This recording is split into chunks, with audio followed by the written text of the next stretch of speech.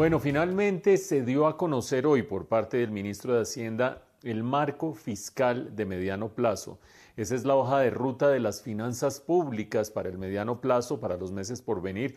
Y pocas veces como en este año era tan importante para los distintos observadores, analistas, conocer exactamente qué está pensando el gobierno en cuanto a las principales variables macroeconómicas. ¿Por qué? Pues porque estamos en una situación de descuadre fiscal inmensa, de descuadre en términos de crecimiento, de necesidades de recursos desde el punto de vista social y además de eso, con dificultades para pasar la reforma tributaria que está preparando el gobierno y fuera de eso las calificadoras de riesgo que nos tienen entre ojos. Una de las tres calificadoras de riesgo más importantes del mundo ya nos bajó la calificación y nos quitó el grado de inversión, ese sello de calidad que piden los inversionistas internacionales para traer sus recursos al país. ¿Qué dice entonces este marco fiscal de mediano plazo? Un par de cosas muy importantes.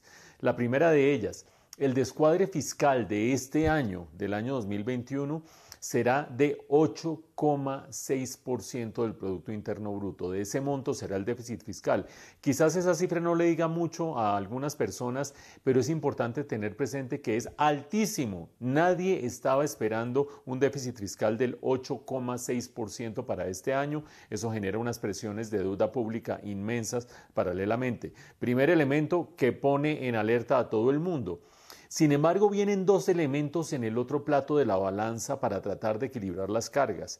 El primero de ellos, el ministro de Hacienda y el gobierno, por lo tanto, estiman que la economía este año crecerá 6%. Ese 6% significa un aumento frente al 5% que había previsto el gobierno originalmente y en la medida en que crezca más la economía, pues los descuadres fiscales son un poquito menos importantes porque como se calculan en proporción del Producto Interno Bruto, si crece más el Producto Interno Bruto, esos descuadres son menos significativos. No es que dejen de ser importantes, no es que dejen de ser graves, pero por lo menos son menos apremiantes. Y habrá gente que se pregunta, bueno, pero sí será alcanzable una meta de crecimiento del 6% este año. Parecería ser que sí, en la medida en que hay dos circunstancias que lo pueden justificar.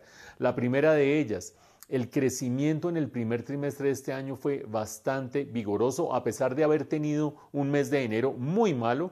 Febrero y marzo fueron vigorosos y eso muestra que esa cifra de crecimiento del 1,1% del primer trimestre sorprendió a todo el mundo y sería un indicio de que el potencial de la economía de crecer y recuperarse se conserva. Es decir, si se superan las cortapisas del paro por una parte y de la pandemia por otra parte en la medida en que avance la vacunación, el segundo semestre podría ser suficientemente bueno para llegar a ese 6%. Nota de pie de página, recuerden que la OCDE estima que la economía colombiana podría crecer este año 7,6%, es decir, el gobierno es relativamente modesto frente a algunos analistas como la OCDE.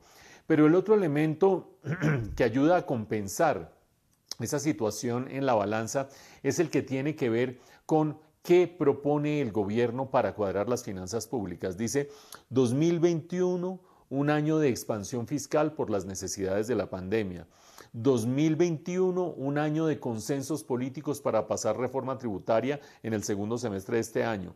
2022 se inicia el ajuste fiscal para recuperar una senda sostenible de las finanzas públicas y de la deuda pública.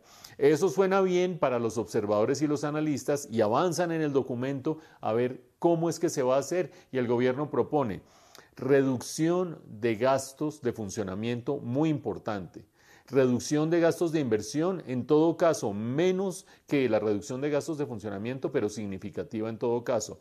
En tercer lugar, la reforma tributaria que pasaría en este segundo semestre de este año, más lucha contra la evasión y finalmente la posibilidad de vender activos de manera estratégica para ayudar a cuadrar las finanzas públicas.